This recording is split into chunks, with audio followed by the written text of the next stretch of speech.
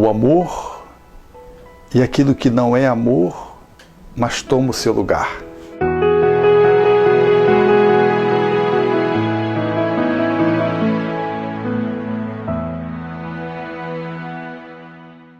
É curioso perceber que a humanidade,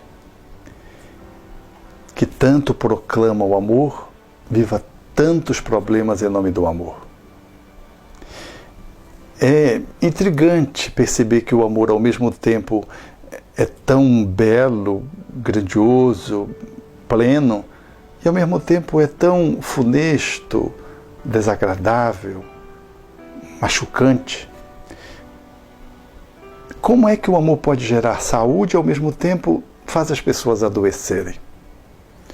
Porque o amor, como aspiração nobre da humanidade, cantado em verso e prosa, pode ser tão decantado pela tristeza e pode ser tão motivo de sofrimento para grande parte da humanidade?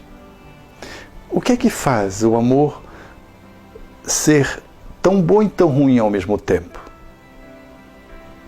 É que não é amor. O amor, efetivamente, ele não pode gerar essa ambivalência, esse paradoxo.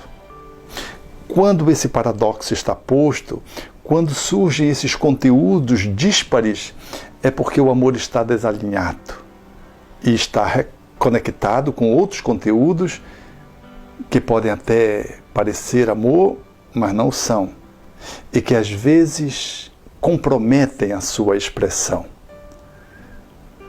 O amor, muitas vezes, manifesta-se e se sente de tal modo comprometido por um outro conteúdo da alma que se desnatura, que se desconfigura e que perde o seu brilhantismo, a sua beleza, como uma fonte que depois de lançar a sua linfa pura se contamina. O amor, muitas vezes, vive essa experiência humana que talvez seja mais frequente do que podemos imaginar. Ele está posto, mas amalgamado com outros conteúdos da alma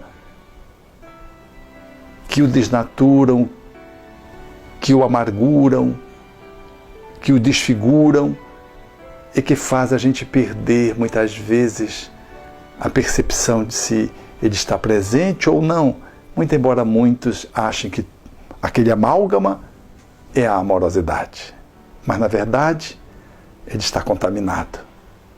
Então é importante poder avaliar que conteúdos simulam um amor, mas não são.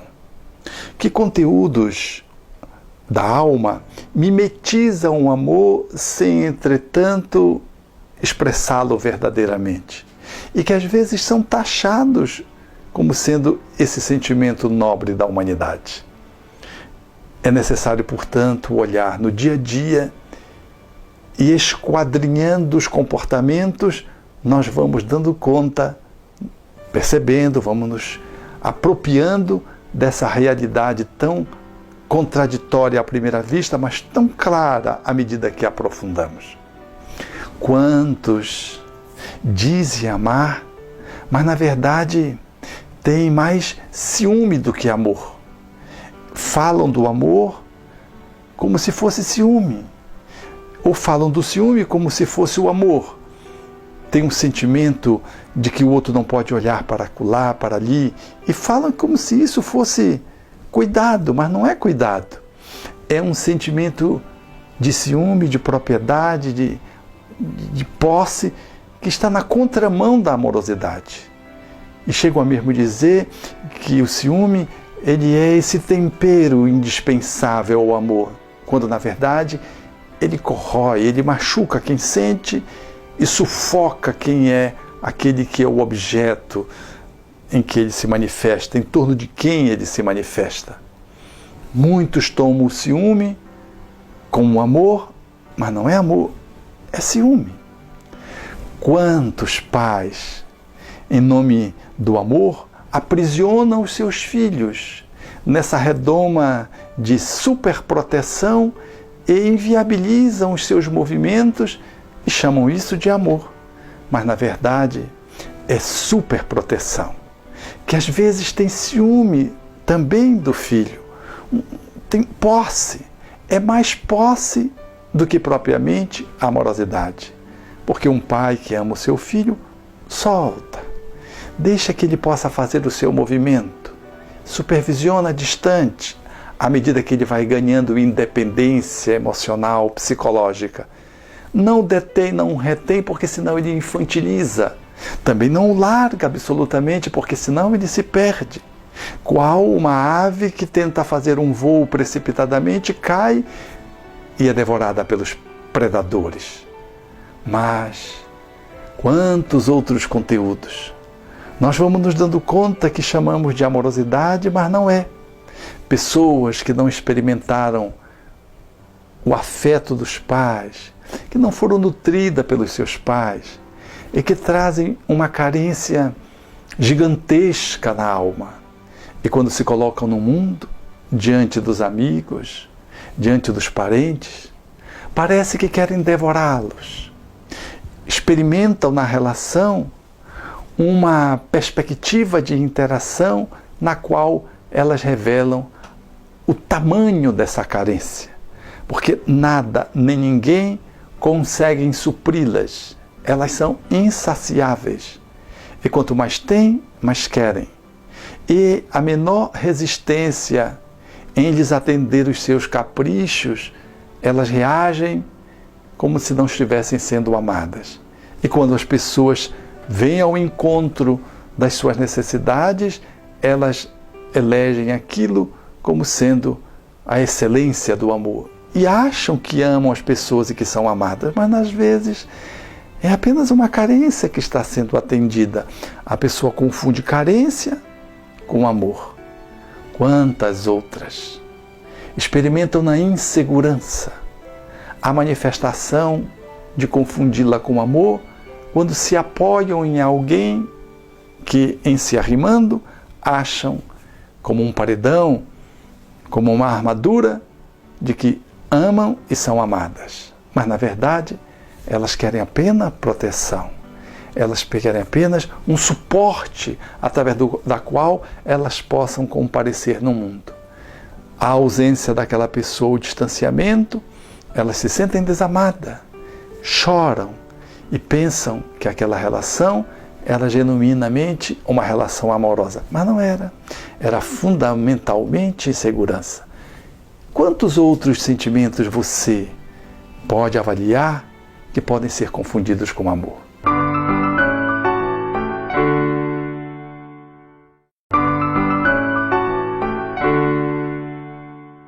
Enfim, quantos outros conteúdos do espírito no dia a dia se misturam com o amor ou são tomados como sendo amor sem o serem.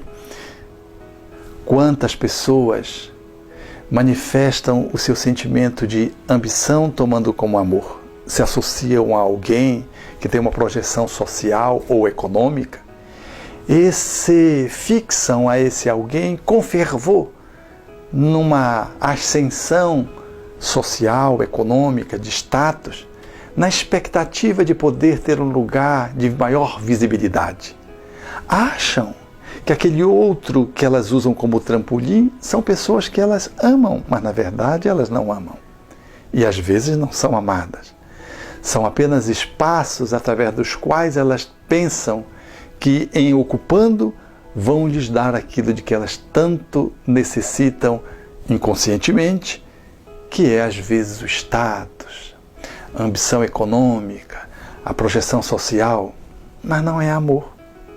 Quantos outros confundem amor com sexo?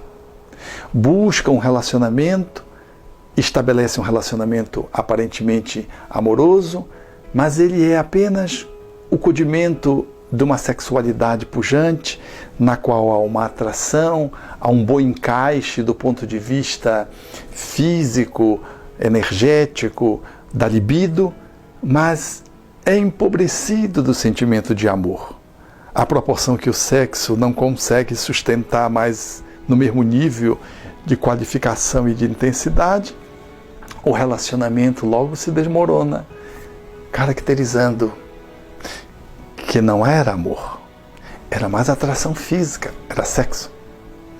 Allan Kardec vai levantando algumas possibilidades daquilo que se confunde com amor nos casamentos em que o interesse foi o móvel da relação e que o amor não foi a estrutura que possibilitou o vínculo. E quando aquele interesse ele não é atendido, a relação se fragmenta, caracterizando que não houve amor, de que a expectativa que linkou duas pessoas, na verdade, eram conteúdos outros que diziam respeito muitas vezes ao egoísmo, a coisas materiais e não ao amor propriamente dito.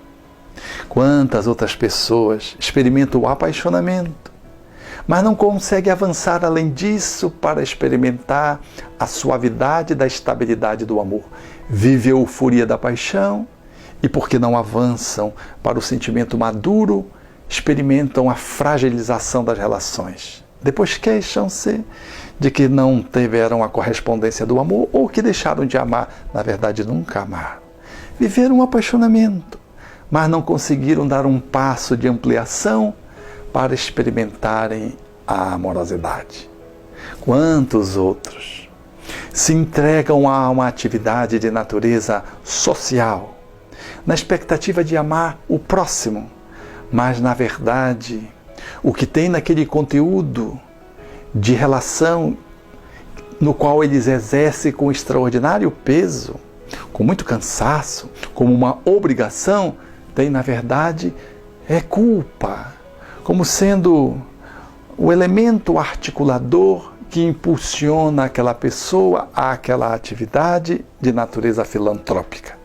É mais culpa do que caridade, do que amor. Inconscientemente não se dão conta, não percebem. E por isso se queixam de que dão muito amor, mas não se sentem gratificadas. E diante de qualquer revés, logo abandonam aquela atividade na qual se entregavam aparentemente caridosa. Quantos outros conteúdos são confundidos com amor, mas não são. Avós que muitas vezes desapropriam seus netos, tentando corromper a relação filho-neto, interferindo nessa relação, num abuso de poder que detém em nome de uma amorosidade, mas que na verdade é mais egoísmo, porque em nome de um pseudo-amor interferem na educação dos filhos, subtraem a autoridade dos pais junto aos seus netos e às vezes invadem os corações pequenos com atitudes que deverão deixar sequelas. E quando surge o conflito, se ressentem por não estarem sendo compreendidos em nome do amor de avós. Na realidade, é mais apego, às vezes solidão e outros conteúdos que vêm junto, mas que não são amor e são tomados como tal. Por isso é muito importante avaliar qual é o móvel mais profundo que está por trás de cada ação para avaliar quando há ruído, quando há conflito, quando há sintomas de instabilidade, quando há algum mal-estar, não pode ser amor.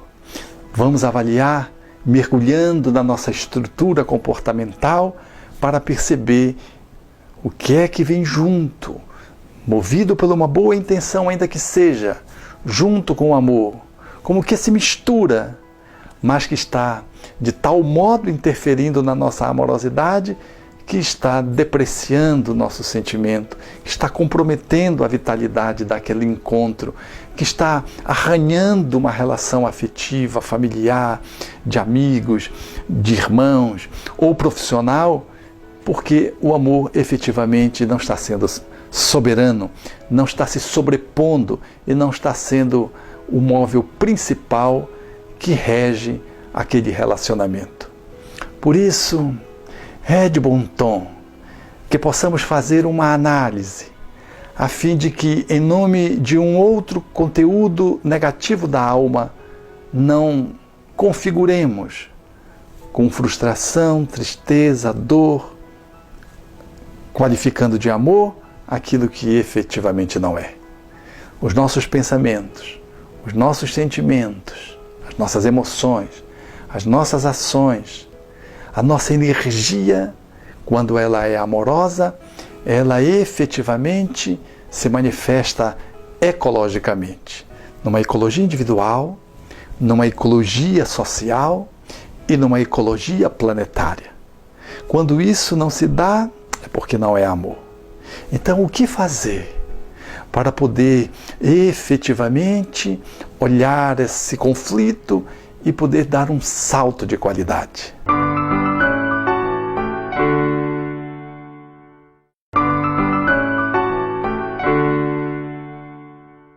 Portanto, não fiquemos tristes se identificamos que as nossas relações amorosas, elas não são tanto quanto a gente pensava que fossem, ou não são amorosas.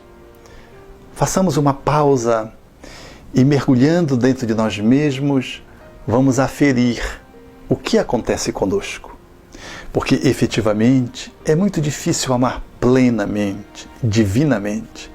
Só os espíritos nobres, categorizados na evolução máxima, conseguem esplender o amor sem que eles manifestem ou tragam dentro de si máculas de negatividade. Aqueles que caminhamos na Terra, estamos ainda ensaiando o amor cósmico, estamos aprendendo a amar. Por isso, é de bom tom que não desistamos e não tenhamos para conosco mesmo uma relação autodepreciativa, mas tenhamos cuidado para não tomar como amor aquilo que não é, e não façamos isso colocando no outro a responsabilidade de uma não correspondência, porque na verdade, quando surge um conflito que vem de fora, é porque a nossa interação, às vezes, ela está inadequada, muitas vezes. E ao invés de fazermos essa autoavaliação, fica mais fácil depositar no outro a responsabilidade da dor, do sofrimento. Façamos essa avaliação e procuremos perceber o quanto de ciúme está misturado com o nosso amor. E precisa ser trabalhado. O quanto de insegurança, de carência, de posse, de ambição, o quanto esse amor ele traz de conteúdo mais erótico do que amor, e poder avaliar o quanto é sexo ou o quanto é amor, o quanto é corpo e o quanto é alma. À medida que formos avaliando isso, nós vamos então tendo a chance de poder fazer um movimento de transformação.